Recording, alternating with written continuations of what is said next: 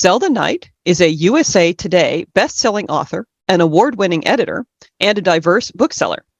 Zelda co-edited Dominion, an anthology of speculative fiction from Africa and the African diaspora, and Africa Risen, a new era of speculative fiction from Tor.com 2022.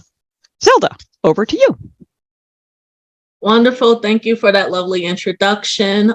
Today, I'll be reading from my novelette, Zephyr's Curse, that can stand alone.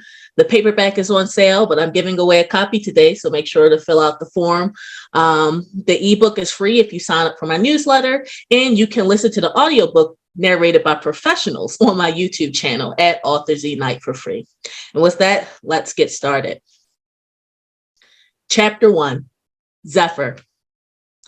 The unmistakable smell of Fey blood assaulted Zephyr's nose as she rounded a street corner and burst into Lincoln Park Zoo.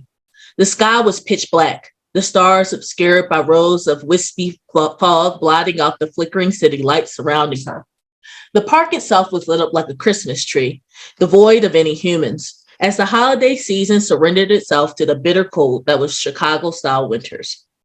But none of that really mattered to Zephyr in that moment. The only thing she cared about was putting one foot in front of the other and avoiding being captured. Circling above her, just out of sight, 3 of her fellow winged shifters were stalking her. Scratch that, she thought as she dove into a bush to escape the talons of a swooping harpy. They're trying to kill me, not capture me alive.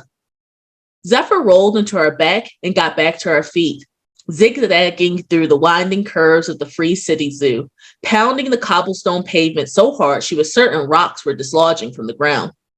Her chest heaved, thin black shirt soaked in sweat, 2 tight blue jeans cutting into her thighs, as Zephyr finally arrived at the zoo's Swan Pond, one of the many entrances to the realm of the Nightshade. She leaned against the railing of the artificial oasis. Astonished she'd made it that far was her head still on her shoulders. Slumping against the railing, all Zephyr could do was laugh at herself. Who knew searching for scrap metal would ignite a cosmic war?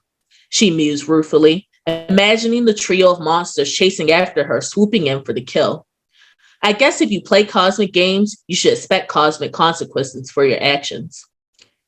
Zephyr wanted to curl into herself and rest. She didn't want to deal with whatever the hell she'd gotten herself mixed up in.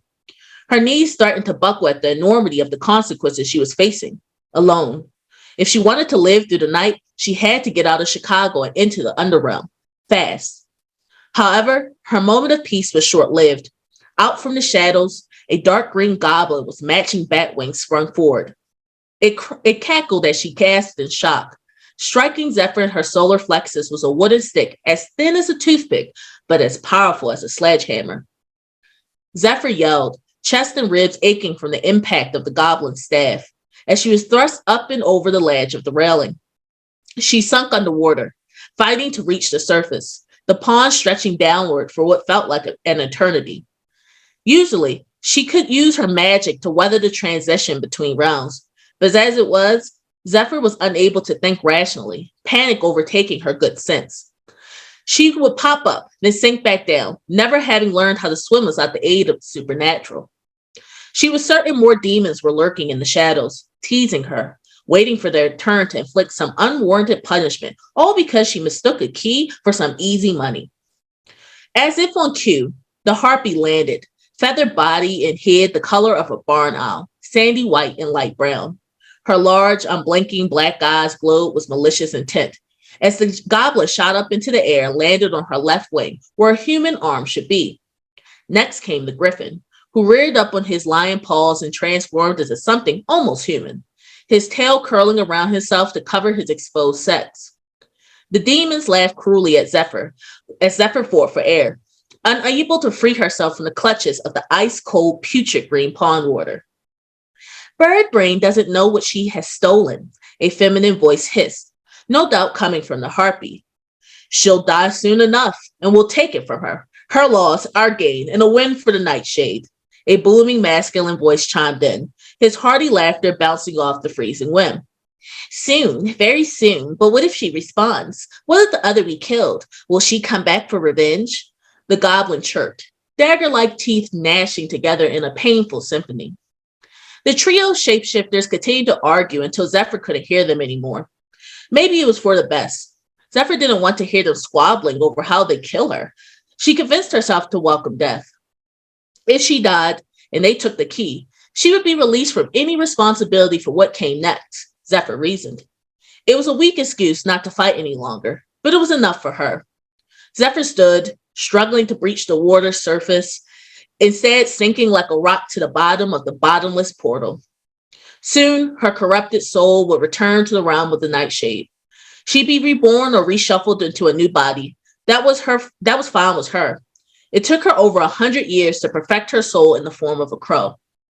Maybe, in her next life, Zephyr would be a vulture so she could pick at the griffins, harpies, and goblins' bones when the big guns from downstairs got wind of their betrayal. Maybe. As Zephyr felt her consciousness wavering, her only thought was about how she wanted to strangle her best friend. And with that, that is the end of my reading. Again, you can get the ebook for free by signing up on my newsletter or sign up for the giveaway to get an exclusive paperback edition.